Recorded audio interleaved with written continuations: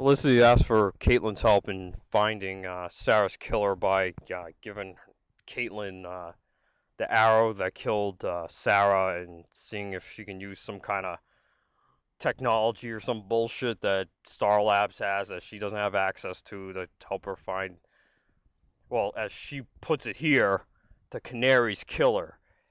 And again, it's obvious that they're writing this episode for people who only watch The Flash in mind because the identity of Black Canary being Sarah Lance is a spoiler. It's because it isn't revealed until early season 2, and up until that point, we're actually led to believe that Sarah is dead. So we'll get into why the timing of all this is freaking stupid once we talk about episode 309. And the episode ends with the stinger being Firestorm shows up, but whatever. We don't care about that. We're talking about Arrow here. So I'm gonna backtrack a little bit and talk about that scene again where Green Arrow and Flash are fighting, and freaking it's a fucking joke anyway because the Flash should win and Green Arrow should be dead easily. Um, So you got Diggle and Cisco and Caitlyn. They're like the fanboys arguing about which hero would win a fight. And I guess you would say to me, hey, lighten up, right? It's supposed to be funny. They're adding some levity to the scene. These shows, they don't have to be super serious all the time. And I agree. I agree. These shows, they shouldn't be all serious all the time. There should be some levity, but there's a time and a place for the levity, and here is not the time. I mean, common sense. Fucking Flash could easily kill Green Arrow here. Easily. Oliver's life is in mortal danger, and all they're doing is fucking joking, and it's not appropriate. And and yeah, again, and it's stupid. The idea that Green Arrow could defeat the Flash in a fight is absolutely ridiculous. So anyway, so this type of humor is very popular with Joss Whedon. So we'll talk about Joss Whedon and how he's used this kind of humor to kind of illustrate my point a bit more. So let's talk about the Avengers. So you have the big alien invasion of New York, and I guess I think it's in the Daredevil show. It's revealed that 700 or so civilians were killed during the alien invasion, while the aliens are going around with their laser bow staffs and picking off little kids, as I alluded to in the last video. And you have Scarlett Johansson and Jeremy, please kill me now. I don't want to be here, Renner, in the middle of the city, cracking jokes in the middle of this alien invasion where people are dying and it's a very dire situation. It's not appropriate. And it takes me out of the fucking movie. And not to mention you have Scarlett Johansson jumping in between fucking airborne jet skis. I mean, if that isn't gonna take me out of the movie already. And it's so ridiculous. It's so over the top. And people aren't even acting human. Like, people wouldn't actually act like that in those circumstances, in those dire circumstances. They wouldn't be cracking jokes like that. I get it. Yes, you need the levity. It's not appropriate here. So the fact that it's so unbelievable, it just takes me out of the fucking movie. There's nothing for me to latch onto because no one's acting like a fucking human being. And as a result, I don't care. There's no drama. It's not realistic at all at any level. There's nothing for me to relate to. I don't care. Way to go. And this is also a problem with your villains when you use this type of humor. Because, as another example, we'll talk about Avengers 2 here.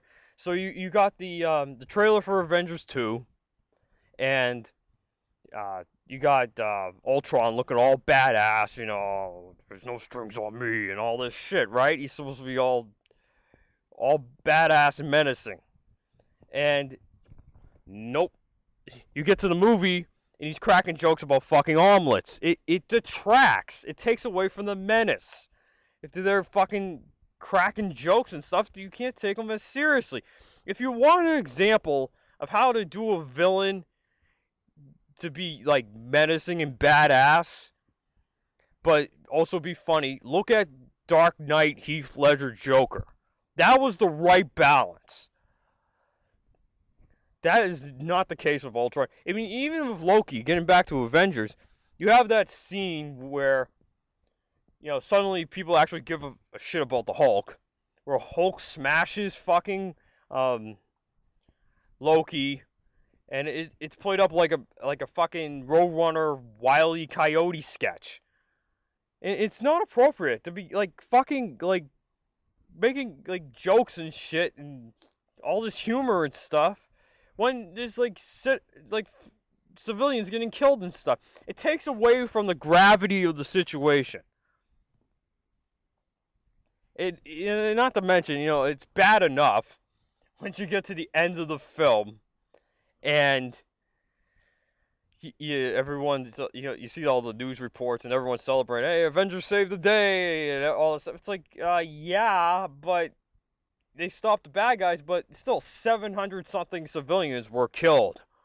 Like, I don't think that the media and everyone would be fucking playing up the fact that the superhero team teamed up and they saved the day. I think it would be more about the people who died.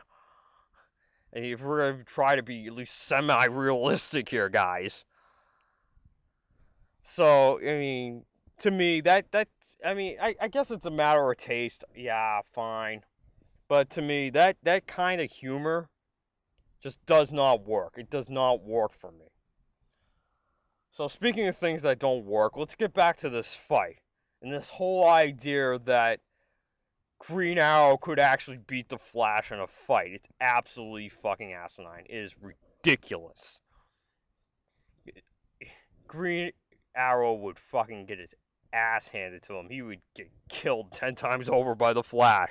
But this show wants us to believe, and it's somehow, they just, I guess, in showing and not telling, I guess like sort of illustrated earlier where fucking Green Arrow, he kind of proves the point that Flash kind of runs into situations without assessing them and all this stuff. But like that alone is going to be enough.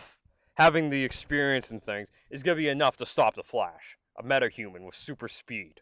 Yeah, okay. Fuck you. And in a straight up fight, no. Flash would obviously win. And I guess you could say to me, well, what about how like Green Arrow defeats the Reverse Flash? He had this nanite technology and shit. Well, what I say to that is, well, what if the fucking Flash had a fucking atomic bomb and threw it at fucking Green Arrow?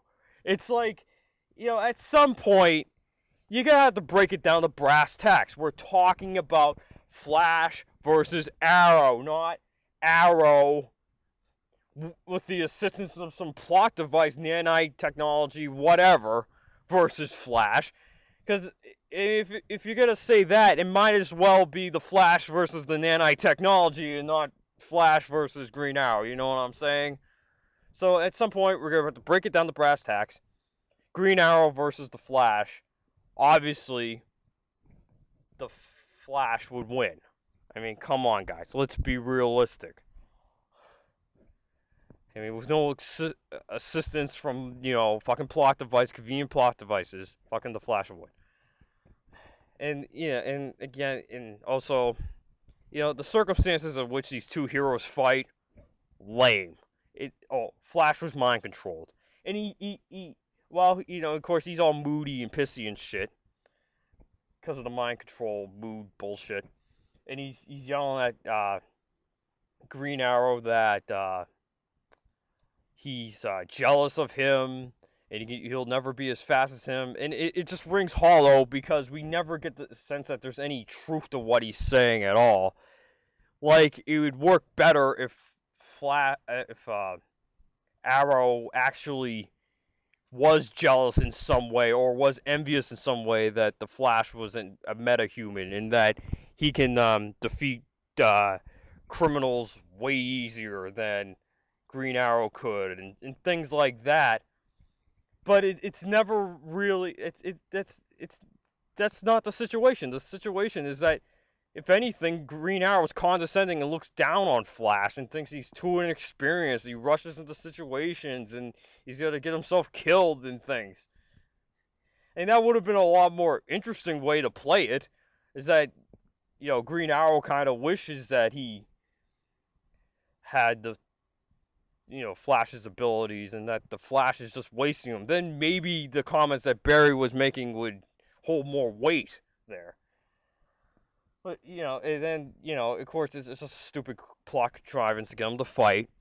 And what would have been more interesting if they built this up to at least a few episodes minimum, where for some reason their friendship kind of went sour, and then they got into a fight. So a good example of this is the Vic Mackey Shane Vendrell relationship from The Shield. No, not Agents of Shield. Before Agents of S.H.I.E.L.D., there was another show called The Shield. It was actually good. It was starred Michael Chiklis as a corrupt cop, and you casual comic book fans may remember Michael Chiklis as Ben Grimm from the last iteration of Fantastic Four movies. And the two have this big kind of philosophical difference on how they handle the situation, and their whole friendship totally turns sour. And I don't even think at any point do they come to physically actually really come to blows, but believe me, they're fighting each other.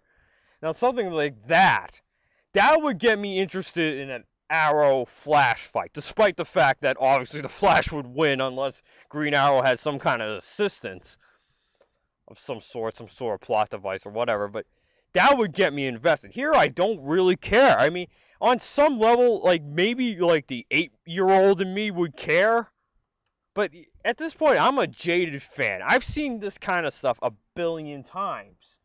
It's not interesting. Like just having a quick fucking excuse for them to fight and have them fight, it's not interesting to me. If anything, it kind of comes off as fanficky. I'm not trying to say that people are enjoying this or somehow stupid or something, but it's just it's just their tastes are different and they're enjoying it on a different level. I have a very high standard for Arrow based on the first couple seasons of the show, because it used to be a lot smarter show. They used to go out of the way to not only please the fanboys who enjoy it at just on a pure kind of like aesthetic level, but also people like me who like to think and analyze this shit too, and that's like completely gone now. And but we'll talk a bit more about the fight and everything a bit later once we talk about the next episode, because again they get into a fight again. A double beat, and you'll see a lot of double beats in this Arrow part of the crossover, which is loosely connected to this first part in Flash. Um, and of course, I'd be remiss if I didn't mention the whole reason why these two had a crossover in this episode, and it was because the materials made to make Captain Boomerang's boomerang were found in Central City, or were made in Central City, so they went to Central City and just happened to, want to talk to the Flash or something, or go to Star Labs or something. I mean, really, guys?